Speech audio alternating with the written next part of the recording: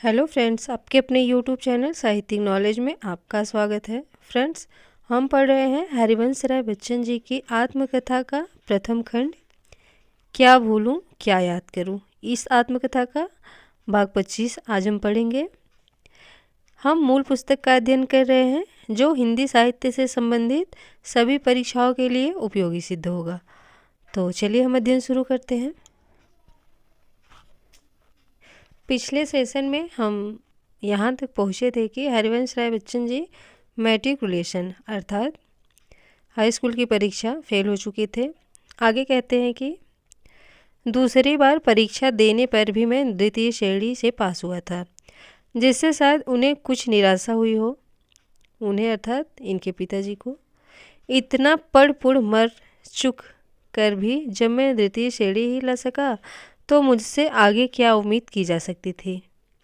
नतीजा आने पर एक बार उन्होंने मुझसे पायनियर प्रश्न में औपचारिक रीति से प्रार्थना पत्र देने के लिए कहा था, लेकिन मैंने आगे पढ़ने की इच्छा प्रकट की।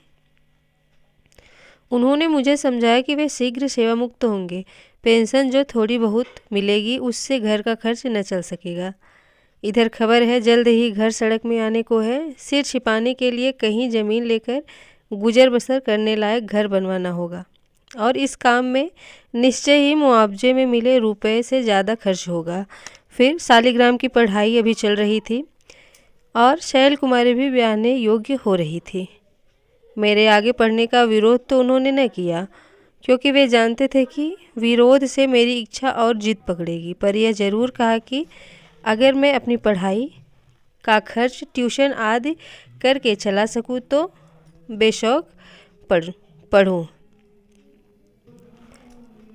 खाने कपड़े का प्रबंध वे जैसे तैसे करते जाएंगे। उस समय तो उनके प्रस्ताव का मैंने स्वागत न किया था, पर एक तरह से यह अच्छा ही था। मैंने कुछ अपने पर निर्भर होना सीखा। अपने में विश्वास जगा कि मेहनत करके कुछ कमा सकता हूँ। हालांकि ट्यूशन में देने का समय अगर मैं पढ़ने में लगा सकता तो मुझे ज़्यादा खुशी होती। ट्यूशन मुझे मिल गई 8 या 10 रुपये महीने की और मैंने गवर्नमेंट कॉलेज में इंटरमीडिएट प्रथम वर्ष में अपना नाम लिखा लिया। इंटरमीडिएट के दर्जे कायस्थ पाठशाला में भी थे, पर मैं 6 वर्ष एक ही स्कूल में पढ़ते पढ़ते उब गया था और अपने को किसी नए परिवेश में रखना चाहता था। कायस्थ पाठशाला में सिर्फ कायस्थ के लड़के नहीं पढ़ते थे, सब द्विधर्मी हिंदू उसमें प्रवेश पा सकते थे, पर शूद्रों, मुसलमानों और ईसाइयों के लड़के के लिए वहाँ प्रवेश वर्जित था।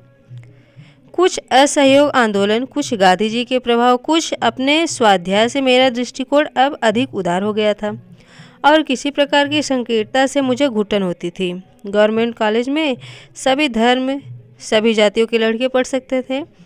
अंग्रेजी तो उन दिनों अनिवार्य विषय था। ऐच्छिक विषय में मैंने लॉजिक, गणित या इतिहास लिया और मेरे सहपाठियों में विशेष प्रसिद्धि पाने वाले डॉक्टर कैलाशनाथ काटजू के सुपुत्र विश्वनाथ काटजू हुए, जो आजकल प्रयाग में हाई कोर्ट के उच्च कोर्ट के वकीलों में हैं, और शिवराज कुमार नेहरू जो ICS में आए और बहुत दर्जों की सरकारी सेवाओं विदेश में राजदूतों के पदों को सुशोभित कर आजकल असम के राज्यपाल हैं। इन दोनों के नाम एक विशेष संदर्भ में खयाम की मधुशाला की भूमिका में आए हैं। मुझसे 1 साल नीचे आदित्यनाथ झा थे, जो आजकल दिल्ली के लेफ्टिनेंट गवर्नर हैं। प्रथम वर्ष में उन्होंने और मैंने अपने कॉलेज के लिए यूनिवर्सिटी हिंदी वाद विवाद प्रतियोगिता में ट्रॉफी जीती थी। उन्हें द्वितीय और मुझे प्रथम पुरस्कार मिला था। अपने विवाह के संबंध में जो शर्त मैंने लगाई थी वह यह थी कि मेरी शादी बहुसादे तरीके से की जाए। चढ़ावे के लिए जरूरी कपड़े गहने बनवाए जाएं, बारात में फुलवारी आतिशबाजी पर 1 रुपये न फूके जाए और न बहुत से गाजो बाजों पर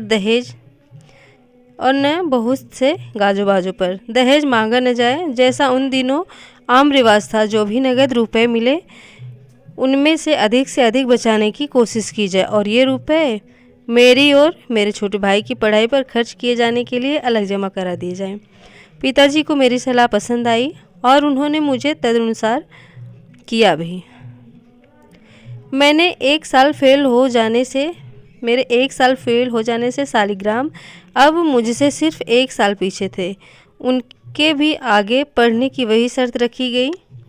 कभी हमें ट्यूशन न मिलती, कभी छूट जाती और फिर मिलने में कई महीने लग जाते। परीक्षाओं के समीप हम खुद ट्यूशन छोड़ देते। सारा समय हम चाहते अपने पाठ्यक्रम की तैयारी में लगाएं। कभी हमें किताबें खरीदने के लिए रुपए की ज़रूरत होती। दहेज में बचाए रुपए ऐसे वक्तों पर हमारे काम आए और इससे हमारी पढ़ाई निर्बाध गति से चलती गई। सालिग्राम एक बार में ही हाई स्कूल पार कर गए, शायद इतनी श्रेणी में, और किताबों पर खर्च बचाने के ख्याल से इंटर में उन्हें भी वही विषय दिला दिए गए जो मेरे थे। श्यामा के साथ मेरा विवाह मई 1926 में हो गया था। ठीक तिथि दिमाग से उतर गई है। उस समय मेरी अवस्था 19 से कुछ नीचे थी, श्यामा की 14 से कुछ ऊपर। 18 की उम्र कम नहीं होती। फिर अपने से बड़ी उम्र वाले करकल की मैत्री और मृत्यु से, चंपा के साथ अपने असाधारण संबंध से और अंततः जीवन के एक बड़े करुण मार्मिक पश्चातपूर्ण अनुभव से होकर गुजरने के कारण मैं अधिक परिपक्व हो गया था या अपने को ऐसा समझता था। श्यामा मेरे सामने बिल्कुल बच्ची थी, भोली, नन्ही, नादान, अनजान, हंसमुख, किसी ऐसे मधुवन की टटकी गुलाब की कली, नवल कलिका थी वह, जिसमें न कभी पतझड़ आया हो और न जिसने कभी कांटों की निकटता जानी हो। चंपा मुझे किड्स की नाइटिंगेल लगी थी, ड्राइएड ऑफ द ट्रीज, वृक्ष परी। तो श्यामा मुझे शैली की स्काई लॉर्क लगी, हवालवा an unbodied joy whose race is just began. एक अमूर्त आनंद जिसका अभियान अभी आरंभ ही हुआ है, अर्थात जिसने अभी जीवन यात्रा की किसी कठिनाई को जाना नहीं।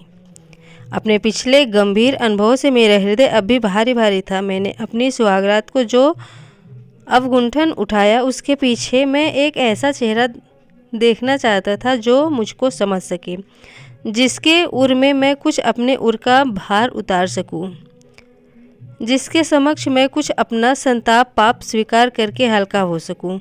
लेकिन चारों ओर से बंद उस सुहाग कक्ष में माटी के दीवों के झिलमिलाते मंद प्रकाश में जिस मुख से मैंने आवरण हटाया था, वह तो बालिका ही थी। सरलपन ही था उसका मन, और उसमें कोई निरालापन था तो वह उसकी स्वाभाविकता थी, अकृत्रिमता थी।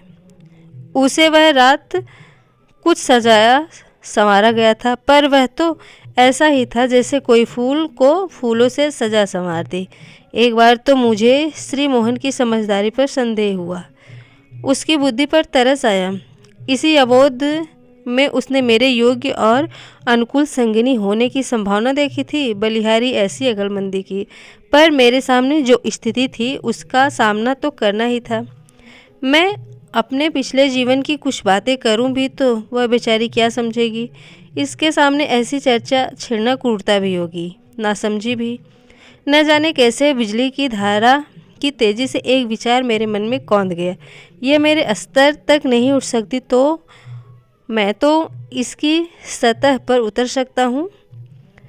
यौवन के एक जटिल अनुभव से गुजर चुका हूँ, पर अभी अपने कैशोर्य से इतनी दूर नहीं चला गया हूँ कि उसे बिल्कुल भूल जाऊँ। चंपा अपने जीवन के अंतिम दिन शायद हर नारी के अंतर्निहित अपना मातृत्व स्वरूप मुझे दिखाकर जैसे एक बार फिर मुझे बालक सा बन जाने की दीक्षा दे गई है।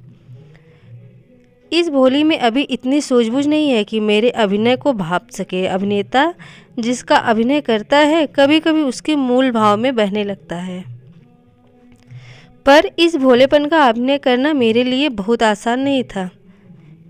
मेरी इस पंक्तियों में वह कठिनता शायद कुछ प्रतिबिंबित हुई है। जवानी की लड़के सा व्यवहार करने लगी।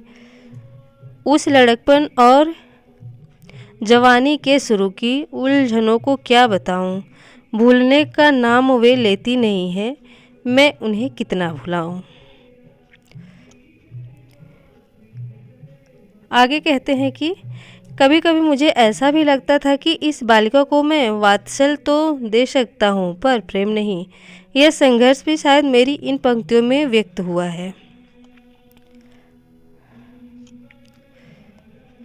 सुमुखी तब मैं प्यार कर सकता तुम्हें था, सीख माँ की, बाप की, अध्यापकों की, बात पुस्तक से उठाई। चुटकुले हम जोलियों ने जो सुनाए, बस यही जिनकी कमाई। कान को ऐसे चुराता यदि तुम्हारे, और ले जाता वहाँ पर स्वर्ग का उल्लास। नर को छवास दोनों साथ सुन पड़ते जहाँ पर, सुमुखी तब मैं प्यार कर सकता तुम्हें था।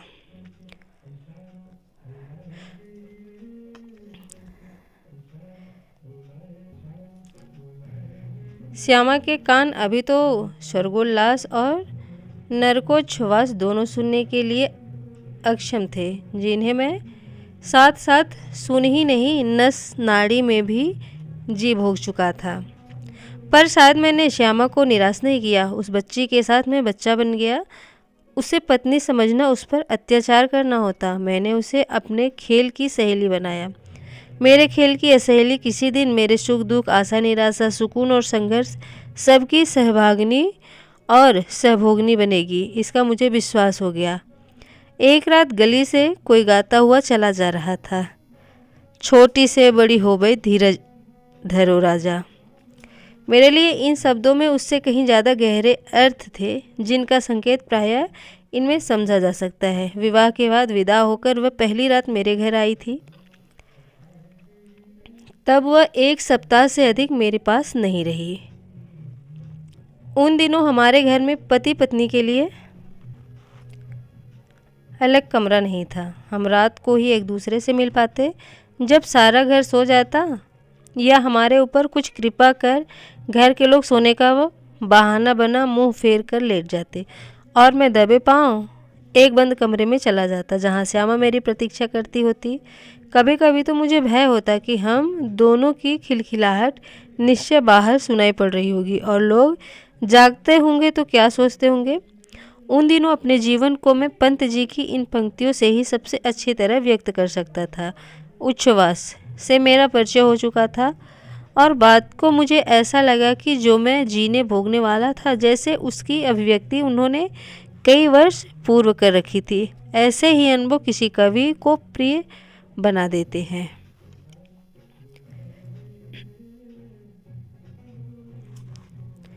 उसके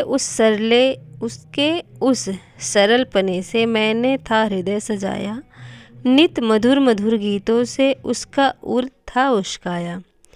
क्या उसे कल्पनाओं को कल्पलता अपनाया, बहु नवल भावनाओं का उसमें पराग था पाया। मैं मंद हास सा उसके मृदु अधरों पर मंडराया, और उसकी सुखद सुरभि से प्रतिनिश समीप खिंच आया। पंत जी क्षमा करेंगे, मैंने उनके प्रतिदिन को प्रतिनिशी कर दिया है। अर्थात ये जो पंक्तियाँ हैं वो पंत जी की हैं, तो प्रतिदिन की जगह बच्चन जी प्रतिनिशी लिख दिए हैं। फ्रेंड्स, इस सेशन में इतना ही, क्योंकि वीडियो बहुत लंबा हो जाता है तो आप पढ़ नहीं पाते हो, बोर हो जाते हो। तो आगे की घटनाओं को जानने के लिए हम अगला सेशन ज्वाइन करेंगे। वीडियो यदि आपके लिए उपयोगी है तो चैनल को लाइक, सब्सक्राइब और शेयर जरूर कीजिएगा। Thanks for watching this video.